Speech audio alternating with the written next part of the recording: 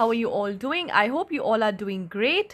All right, so we were doing lecture series on environment. So I thought कि हमने अभी काफ़ी एक चंक जो है environment का complete कर लिया है, मतलब almost 40 to 55% मतलब 50 to 55% हमने environment complete किया है. So I thought कि हम थोड़ा और जो है just a static part of course excluding the current affair part, तो हमने काफ़ी हद तक जो है इन्वायरमेंट को कवर किया है. सो आई थॉट कि before stepping on to new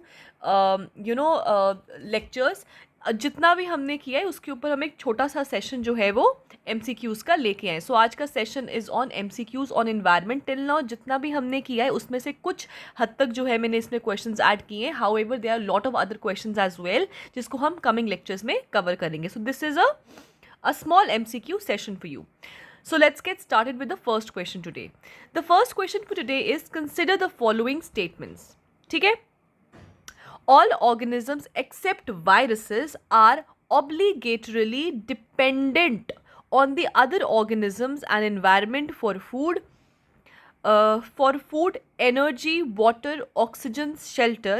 The environment is static, but the relationship and interaction between organisms and environment are highly complex. Now both these two statements we have covered. First of all, सिर्फ all organisms, हमको पता है कि everything in the world, every organisms, चाहे वो micro हो चाहे वो मैक्रो हो, all the organisms in the world are interconnected and interdependent on each other, right? For various purposes. Food के लिए, food is the major thing. Food के लिए हमको क्या चाहिए? एनर्जी हम एक्सट्रैक्ट करते हैं. फूड बनाने के लिए हमको वाटर चाहिए, ऑक्सीजन हमें चाहिए, रहने के लिए हमको शेल्टर चाहिए. सो सबके सब जो भी है, everything is dependent on each other. Now the first question is except. Except का मतलब वायरस को छोड़ के. अब मुझे बताओ, जो वायरस होता है वो जैसे ही बॉडी के अंदर जाता है, that body becomes a host body and the virus becomes active. तो आप मुझे बताओ, क्या वायरस डिपेंडेंट नहीं है दूसरे के ऊपर? तो ऑब्वियसली वायरस भी डिपेंडेंट है. तो फर्स्ट ऑप्शन हो गया आपका गलत. Second option is the environment is static but the relationship and interaction is highly complex. If you remember, मैंने आपको पहले ही अपने लेक्चर में कहा था that environment is not static. अगर इन्वायरमेंट स्टैटिक होता तो हम लोग क्लाइमेट चेंज के बारे में क्यों बात करते? हम लोग इन्वायरमेंट को प्रिजर्व करने के बारे में क्यों बात करते? हम लोग सस्टेनेबल डेवलपमेंट के बारे में क्यों बात करते? So that means environment is not static, it is in flux. Flux मतलब it is changing. Therefore, second option also becomes wrong. तो इसमें आपका सही ऑप्शन कौन सा आ जाएगा? Option number 1, option number 2, 3 is both, option number D is neither of the to. तो इसमें आ जाएगा नीदर ऑफ देम, क्योंकि हमको करेक्ट बोलना है और करेक्ट में से तो एक भी नहीं है. अगर होता इनकरेक्ट होता तो फिर आपका बोथ आ जाता. करेक्ट पूछ रहे हैं तो इट इज नीदर, दोनों में से एक भी नहीं. ठीक है जी. Next question, which of the following are biotic components of the environment? I told you there are 2 types of components. कौन कौन से होते हैं आपके बायोटिक कंपोनेंट्स, और एक होते हैं आपके एबायोटिक कंपोनेंट्स. बायोटिक मतलब bio means living, so these are the living components of the environment. Abiotic मतलब कि ये आगे आपके नॉन लिविंग वाले जो जिंदा नहीं है. तो हमको बताना है बायोटिक मतलब कि लिविंग कंपोनेंट्स के बारे में हमको बताना है. अब देखो, आपको ऑप्शन दिए हैं wind, parasite, symbionts, decomposers. I told you symbionts कौन से होते हैं? जो एक दूसरे के ऊपर एक सिम्बायोटिक रिलेशनशिप में होते हैं, एक दूसरे के ऊपर डिपेंडेंट होते हैं फॉर सर्वाइवल. ठीक है.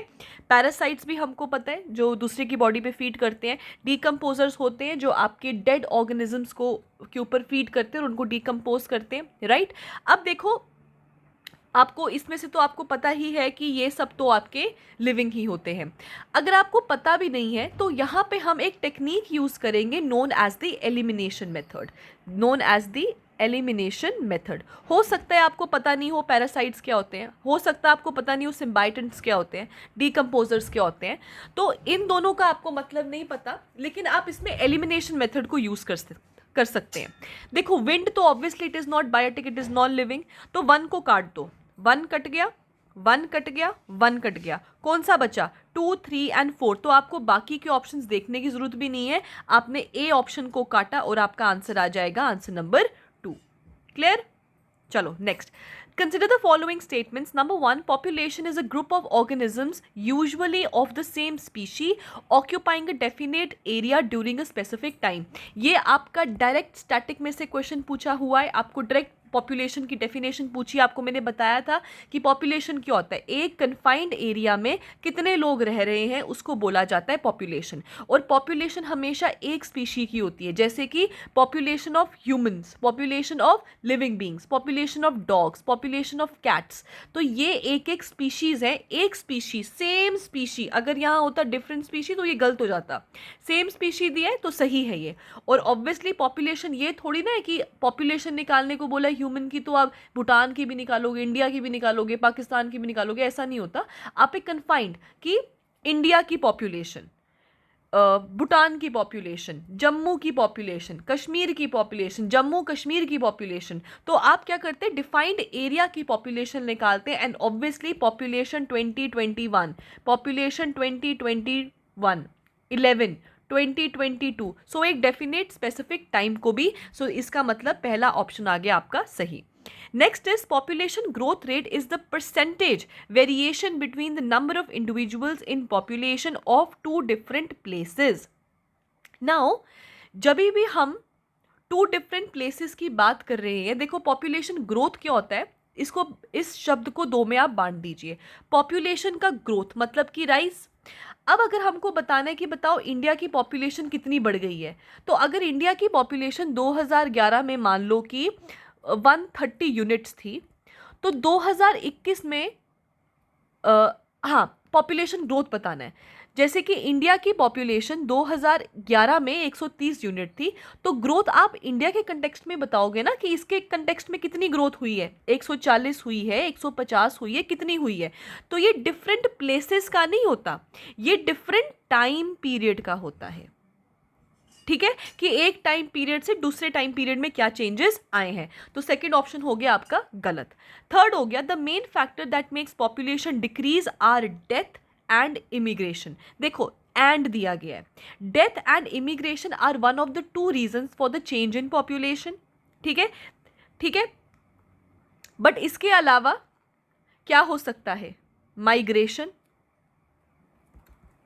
ठीक है, नाउ इमिग्रेशन क्या होता है, किसी कंट्री में जाना। जब आप किसी एरिया में एंट्री करेंगे तो क्या पॉपुलेशन डिक्रीज होगी? जी नहीं, पॉपुलेशन इंक्रीज हो जाएगी। तो डिक्रीज के लिए यहाँ पे होना चाहिए था माइग्रेशन, कि लोग यहाँ से माइग्रेट करके चले गए हैं। मतलब तीसरा ऑप्शन भी हो गया गलत। तो आपको क्या निकालना है, which of the following statements are correct, that means only one statement is correct, therefore your answer is going to be only 1। ठीक है, चलो consider the following statements about major communities. Now there are two types of communities. अगर आपको याद है मैंने आपको बताया था कि किस तरीके की होती हैं। एक होता है आपका इंडिविजुअल लेवल, फिर आपका पॉपुलेशन आता है, फिर आपका कम्युनिटी आता है, फिर आपका इकोसिस्टम आता है, फिर आपका बायोम आता है और फिर आपका बायोस्फीयर आता है। राइट, हम कम्युनिटी की बात करें, कम्युनिटी में हम आपके बायोटिक कंपोनेंट्स लेते हैं और इकोसिस्टम में हम आपके abiotic as well as biotic components दोनों लेते हैं। ठीक है, अब कम्युनिटी आपके दो तरीके की हो सकती है। Community can be major community and the other community can be a minor community. Major community क्या होती है? मेजर कम्युनिटी का मतलब होता है वो कम्युनिटी जो आपकी लार्ज हो। लार्ज मतलब कि जिसका साइज भी लार्ज हो, जो वेल ऑर्गेनाइज्ड हो और रिलेटिवली इंटरडिपेंडेंट, इंडिपेंडेंट हो। इंडिपेंडेंट मतलब कि एक दूसरे के ऊपर वो डिपेंडेंट नहीं है, तो हम मानेंगे कि वो क्या है, आपकी मेजर कम्युनिटी है। और माइनर कम्युनिटी क्या होती है? माइनर कम्युनिटी छोटी साइज की होती है, इतनी वेल ऑर्गेनाइज नहीं होती है और वो अपने नेबरिंग कम्युनिटीज़ के ऊपर डिपेंडेंट होती है, इसीलिए हम उनको माइनर कम्युनिटीज़ कहते हैं। मेजर कम्युनिटी के ऊपर क्वेश्चन आया है, पहला ऑप्शन देखते हैं। पहला ऑप्शन वो कहता है they are dependent on neighbouring communities. अभी मैंने आपको बताया वो मेजर कम्युनिटीज़ नहीं होती है, वो माइनर कम्युनिटीज़ होती हैं जो दूसरे के ऊपर डिपेंडेंट होती है, मतलब कि पहला ऑप्शन हो गया गलत। Next is they depend only on sun's energy from outside. याद रखिएगा, जो आपकी मेजर कम्युनिटीज़ होती है, क्योंकि वो इंडिपेंडेंट है, मतलब उनको कोई एक्सटर्नल सोर्स, उनको वो किसी और के ऊपर एनर्जी के लिए डिपेंडेंट नहीं है, इसीलिए उनका जो मेन सोर्स ऑफ एनर्जी होता है वो सन ही होता है. सो मेजर कम्युनिटीज़ में, because they are independent, therefore they are not dependent on other sources of energy, they are only dependent on the biggest source of energy, that is sun. So second option हो गया जी आपका सही. तो इसका कौन सा आ जाएगा, हमको करेक्ट बताना है, तो कौन सा हो गया, only option number second is correct. ठीक है. Next question number 5. Consider the following statements about the structure of communities. The community may have one or several species, number 1. Number 2, the environment factor determine the characteristic of the community, not the pattern of organization of the member in the community. सबसे पहले तो community मैंने आपको बताया था, ये आपके जो होता है क्या बोलते हैं उसको, बायोटिक कंपोनेंट्स के साथ डिपेंडेंट होता है, ऑब्वियस सी बात है. तो इसमें number of several community species होती है. इसमें आपका ह्यूमन पॉपुलेशन भी आ गया, इसमें हम डॉग्स भी ले लेते हैं, इसमें हम प्लांट्स भी ले लेते हैं, इसमें हम माइक्रो ऑर्गेनिजम्स भी ले लेते हैं. सो एक कन्फाइंड जगह में कितने सारे लिविंग ऑर्गेनिजम्स रह रहे हैं उसको हम बोलते हैं कम्युनिटी. और लिविंग ऑर्गेनिज्म सिर्फ एक स्पीशी थोड़ी ना होगा, सेवरल स्पीशीज़ होंगे. सो पहला ऑप्शन आ गया बिल्कुल सही. अब मुझे बताओ, community not the pattern of the organisation, ऐसे थोड़ी होता है. अगर आप एक कम्युनिटी में रह रहे हैं तो ऑब्वियसली वहां पर क्या होगा,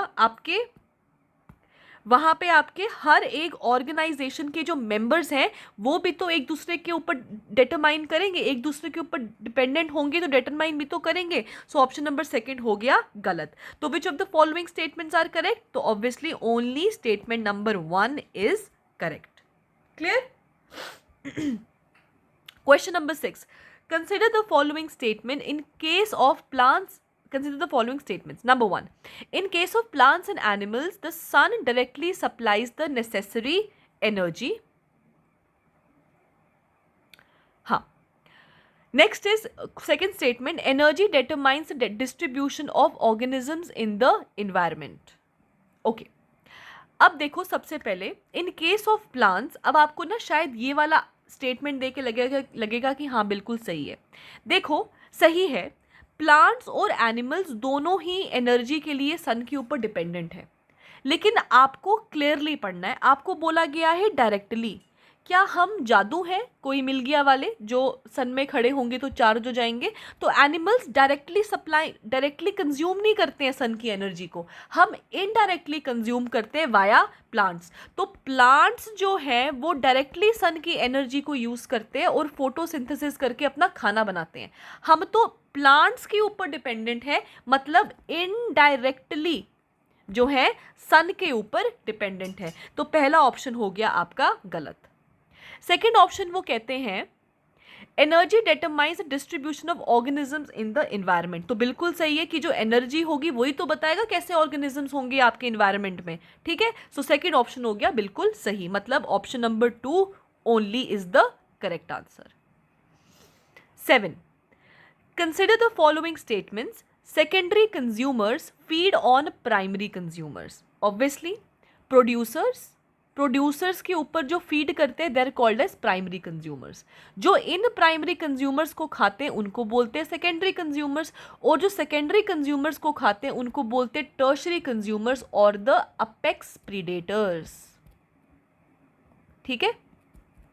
और मैंने आपको ये भी बताया था, जो एक फूड चेन में टर्शरी कंज्यूमर है वो दूसरे फूड चेन में सेकेंडरी कंज्यूमर भी हो सकता है. कोई हार्ड एंड फास्ट रूल नहीं है कि टाइगर हमेशा टर्शरी कंज्यूमर ही होगा. हो सकता है कि वो डायरेक्टली आपका डियर को खा ले, तो डियर के बाद वाला तो कोई बचा ही नहीं, सो वो सेकेंडरी कंज्यूमर बन जाएगा. ठीक है.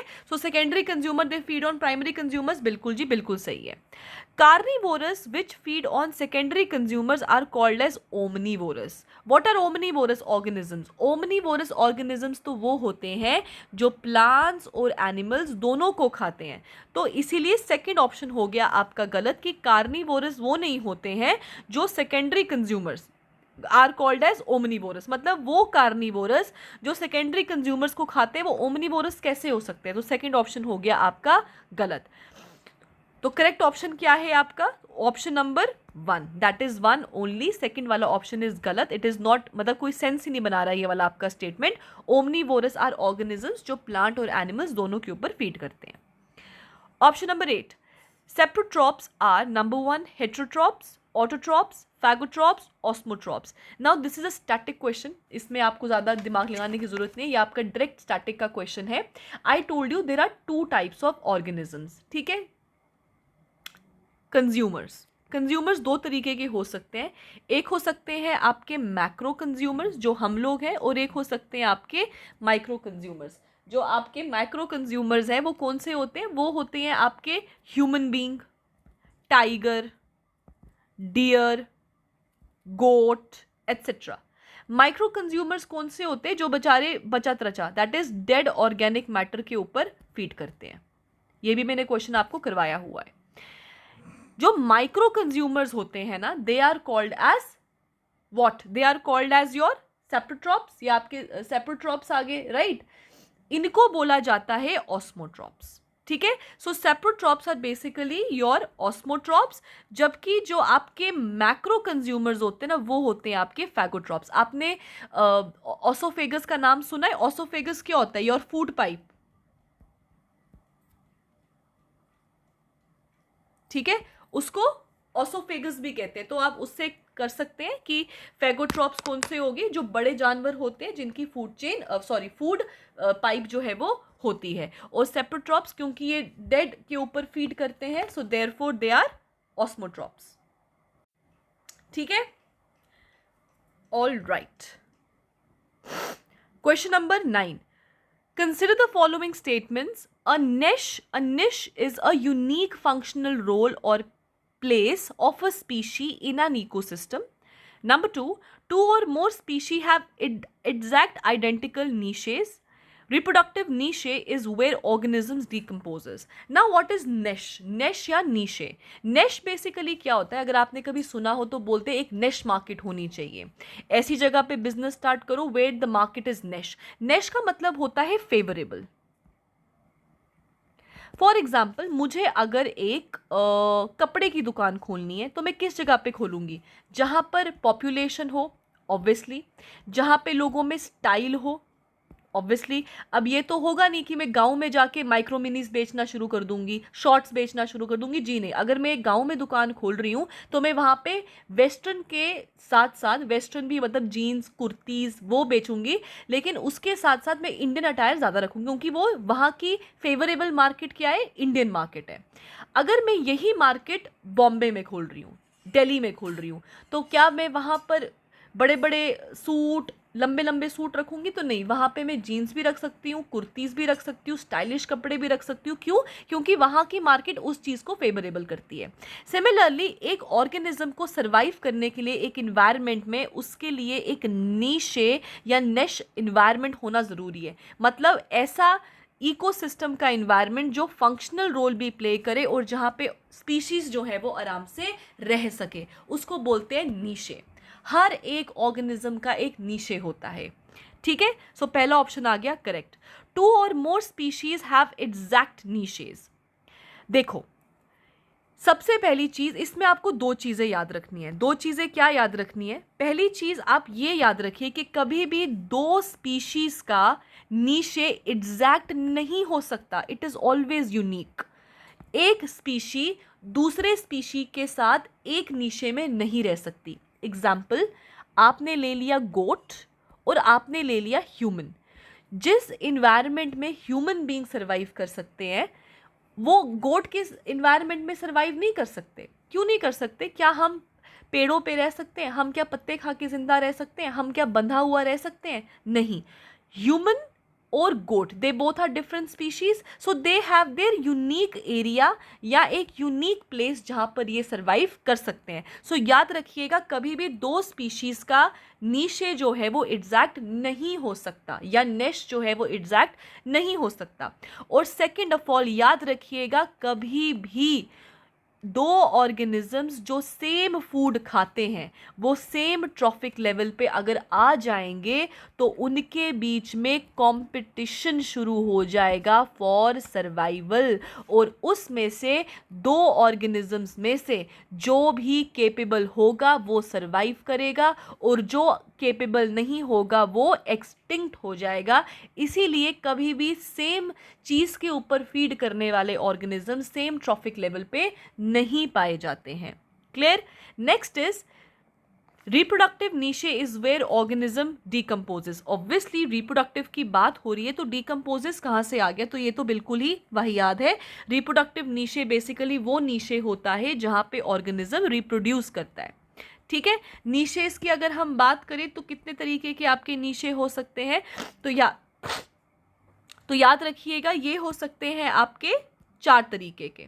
ठीक है, क्या क्या है वो 4 तरीके? एक तो आपका हैबिटेट नीशे हो सकता है। हैबिटेट मतलब जहाँ पे वो लिव करता है, रह सकता है। दूसरा हो सकता है आपका फूड नीशे, जहाँ का वो खाना खाता है, तो क्या वो उसको खाना वहाँ मिल रहा है कि नहीं मिल रहा है। अब मुझे यहाँ से उठा के अर्ली मैन के साथ रख दोगे या किसी एक बिल्कुल ही प्रिमिटिव ट्राइबल कम्युनिटी के साथ रख दोगे तो क्या मैं उनके साथ रह सकती हूँ? तो मैं नहीं रह पाऊंगी। क्यों नहीं रह पाऊंगी? क्योंकि मेरा फूड हैबिट्स और उनकी food habits they might differ. तभी जो होते हैं, जो आपके पीवीटीजीज हैं, वो बहुत डिफरेंट होते हैं इन कंपैरिजन टू पीपल जो किसी कम्युनिटी में रह रहे हैं। थर्ड टाइप का होता है रिप्रोडक्टिव नीशे। वो कौन सा होता है? ये वो वाला नीशे होता है जहाँ पे आपका जो ऑर्गेनिज्म है, जहाँ पे जो आपका ऑर्गेनिज्म है वो क्या है, जहाँ पे रिप्रोड्यूस कर रहा है। ठीक है, और जो चौथा टाइप होता है that is your physical and chemical niche, और उस फिजिकल और केमिकल नीशे में क्या आ गया आपके लैंडस्केप, लैंड स्लोप, ह्यूमिडिटी और अदर रिक्वायरमेंट्स। ठीक है, वो सब आ गई उसमें।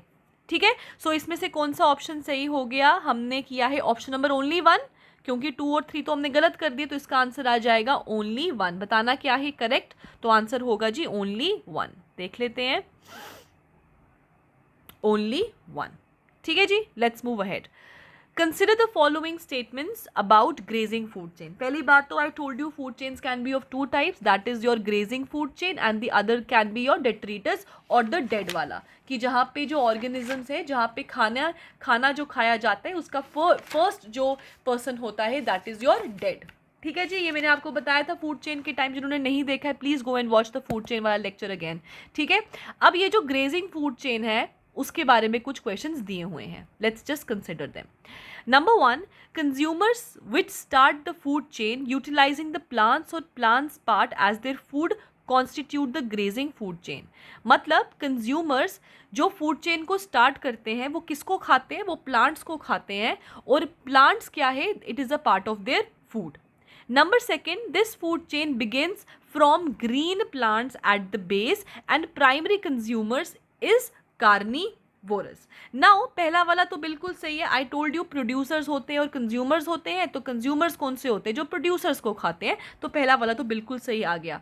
और साथ में मैंने आपको ये भी बताया था कि फूड चेन क्या होता है। जो ग्रेजिंग फूड चेन है उसका बेस मतलब जो सबसे पहला ट्रॉफिक लेवल है वो हमेशा प्रोड्यूसर्स का होता है। प्रोड्यूसर्स मतलब कि ग्रीन प्लांट्स का होता है, ये भी मैंने आपको बताया था, राइट।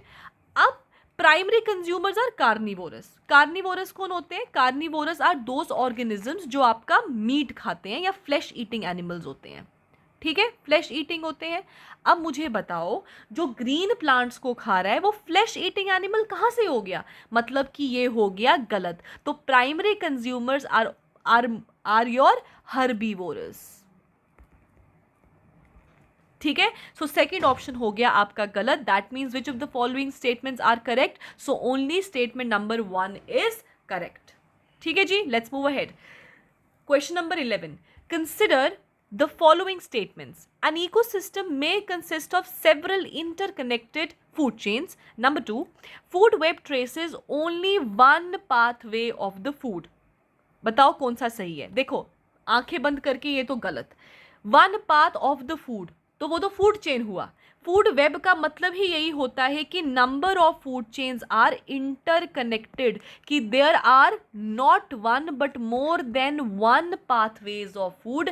अगर ये आपका ग्रास है तो इसको ग्रास हॉपर भी खा सकता है, इसको डियर भी खा सकता है, इसको रैबिट भी खा सकता है, और अगर ये आपका रैबिट है तो इसको आपका हॉक भी खा सकता है, इसको आपका स्नेक भी खा सकता है. तो a number of food chains are there. Therefore second option तो हो गया गलत. अब फर्स्ट ऑप्शन देखते हैं. इकोसिस्टम में consist of several inter related food chains. तो ऑब्वियस सी बात है ना, इकोसिस्टम क्या होता है? Terrestrial ecosystem and other is your aquatic ecosystem, right? तो टेरेस्ट्रियल इकोसिस्टम में number of food chains can come. जैसे मैंने आपको बताया, ग्रास है, ग्रास को खाएगा आपका रैबिट, इस रैबिट को आगे खा देगा आपका स्नेक, स्नेक को आगे खा देगा हॉक. अब इस ग्रास को सिर्फ रैबिट थोड़ा ना खाएगा, इसको ग्रास हॉपर भी खा सकता है, और ग्रास हॉपर हो सकता है डायरेक्टली वो फूड बन जाए आपके स्नेक का, और स्नेक को आगे डीकम्पोजर्स खा जाएंगे. So there are several number of inter related food chains. तो फर्स्ट ऑप्शन इज करेक्ट. तो इसमें कौन सा ऑप्शन करेक्ट हो गया? Only one option is correct, right? So आज के लेक्चर में हम लोगों ने 11 क्वेश्चंस लिए हैं, जिसमें हमने आपके फूड चेन रिलेटेड क्वेश्चंस किए, हमने आपके consumers and producers type of organisms के ऊपर क्वेश्चंस किए, नीशे क्या होता है उसके बारे में पढ़ा. We also talked about ecosystem, we also talked about the number of organisms and food chains interrelated and interdependent. So this was the first MCQ session. I'll be getting more MCQ sessions, so stay tuned. And those who are new to the channel, do not forget to like, share and subscribe, and I will see you in the next lecture. Thank you and have a nice day.